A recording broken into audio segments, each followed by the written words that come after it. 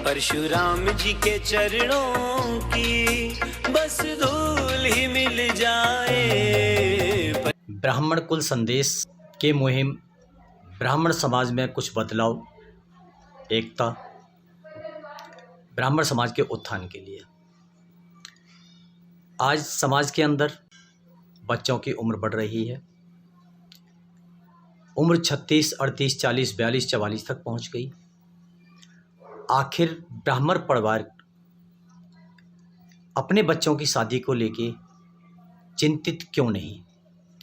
अगर है भी तो कुछ नियम शर्तें लेके। किसी को लंबाई की समस्या है, किसी को एजुकेशन में, किसी को जॉब की, किसी के लिए बजट की। आखिर इन सब चीज़ों में अपने बच्चों का भविष्य क्यों अंधकार में बनाते जा रहे हैं? उम्र अपनी निगाह में नहीं ला रहे। विभिन्न ब्राह्मण हैं। अगर वो बच्चे बगावत करके अदर से शादी करते हैं तब उनका ब्राह्मणत्व तो कहाँ जाता है? आइए इसी बीच में आपको खास शख्सियत से मिला रहे हैं, पंडित D.R. पांडे जी से, राजा विहार, दिल्ली।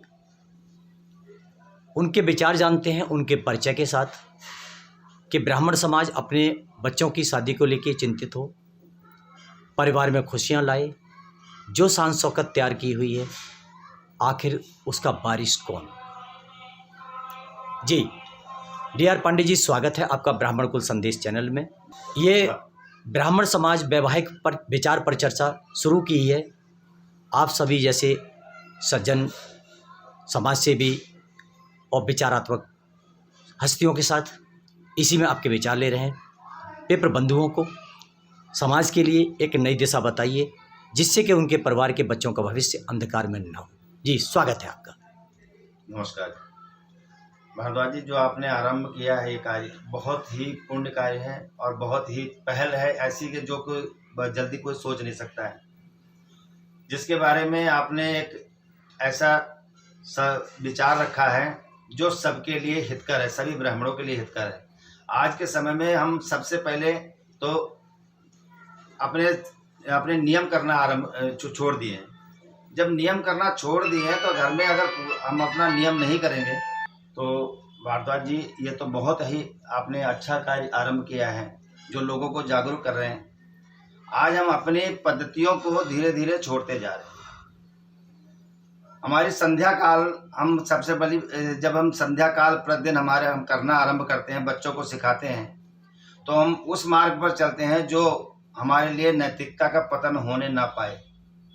और नैतिकता का पतन क्यों हो रहा है? क्योंकि हम पाश्चात्य जीवन से, पाश्चात्य जगत से हम कुछ ना कुछ लेते जा रहे हैं और अपना कुछ छोड़ते जा रहे हैं। जिस दिन ये हमने आरंभ कर दिया कि सब साथ में बैठकर भोजन, प्रत्येक मास में एक बार यज्ञ, आपस में मिलकर कोई न कोई ऐसी कथा आपस में बैठकर सप्ताह में कम से कम एक बार साथ में बैठकर भोजन करेंगे और लोगों से अपने घर के पीछे की बात और आगे की बात और वर्तमान की बात जो हम आपस में चर्चा करेंगे तो बच्चों के ध्यान में आएगा कि हम क्या थे, क्या हैं। अपने अतीत को धीरे धीरे हम भूलते जा रहे हैं, अपने संस्कार को हम भूलते जा रहे हैं और हमें तो चाहिए अपने संस्कार को जागृत करें, बच्चों में लाएं और बच्चों में बताएं। हमारा जो आगे का जो भविष्य है वो बच्चे ही हैं और बच्चों के बारे में अगर हम ध्यान नहीं दे रहे हैं तो वो हमसे बिल्कुल छूट जाएंगे और हम अपने संस्कार को धीरे धीरे, हमारे नैतिकता का पतन हो जाएगा और संस्कार हमारे सर छूट जाएंगे सारे। आज हमारी शिक्षा एक अकेलेपन की बात को पढ़ाती है। आखिर बेटे वाले क्या ढूंढना चाहते हैं, बेटी वाले क्या ढूंढना चाहते हैं? जैसा देखा जा रहा है, बेटी वाला चाहता है कि मुझे गुलाम दामाद मिले और बेटे वाला चाहता है मुझे गुलाम बहू मिले। जॉब भी करे, काम भी करे, सारा पैसा मुझे दे।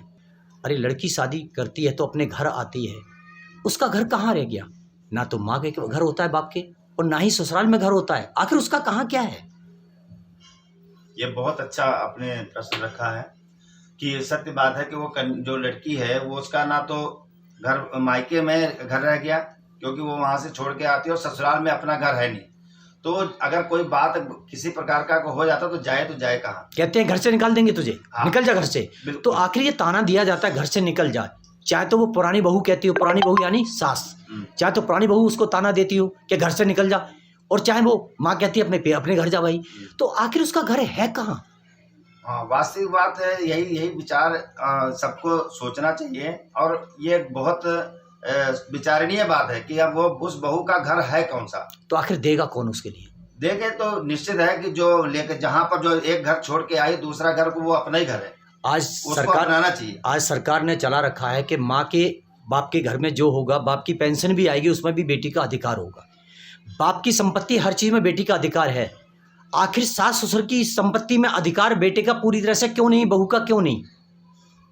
हाँ, ये प्रश्न एक उठता है और प्रश्न चिन्ह है ये।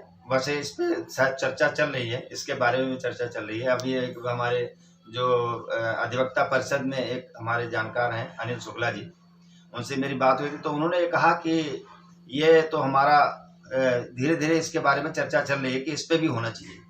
और आज क्या है, जब बच्चे की उम्र 36, 40, 42 की हो गई है, उसके पास क्या है? बहाना करते हैं कोरोना में हो गया है, बजट बिगड़ गया है आपके पास। आखिर 40 साल तक उम्र में आपने क्या किया?